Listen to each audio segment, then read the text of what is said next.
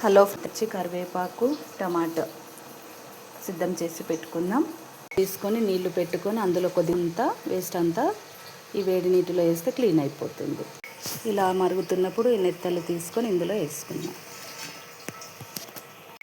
ఇలా ఒకసారి కలుపుకొని స్టవ్ ఆఫ్ చేసుకొని ఒక 5 నిమిషాలు ఉంచుకొని వీటన్నిటిని వాటర్ చేసుకొని రెడీ చేసి పెట్టుకుందాం. ఇప్పుడు కూర కోసం గిన్నె పెట్టుకొని వేడి చేసుకొని ఒక 3 టేబుల్ స్పూన్స్ ఆయిల్ వేసుకుందాం. నూనె వేడైంది కదా, ఇప్పుడు ఇందులోనే జీలకర్ర ఆవాలు వేసుకుందాం.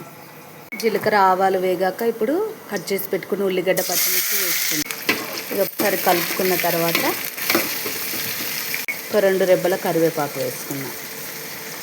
ఇది ఇలా కొంచెం వేగింది కదా, ఇంకా కొంచెం ఒక 5 మినిట్స్ వేయించుకుందాం. కడిగి పెట్టుకున్న నెత్తలు నీట్గా ఇలా నీటిలో వేయగానే ఇలా ఫ్రెష్గా నీట్గా అయిపోయాయి. ఇప్పుడు దీన్ని కర్రీలో వేసుకుందాం.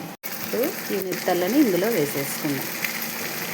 ఇలా వీటిని కొంచెం ఈ ఉల్లిగడ్డ దీంట్లో మంచిగా ఫ్రై చేసుకుందాం. నెత్తలు ఇలా వేగాక మంచిగా ఫ్రై అయినట్టు నూనె తేలుతుంది. అప్పుడు ఇందులోనే కట్ చేసి పెట్టుకున్న 3 టమాటాలని ఇందులోనే పసుపు వేసుకున్నాం.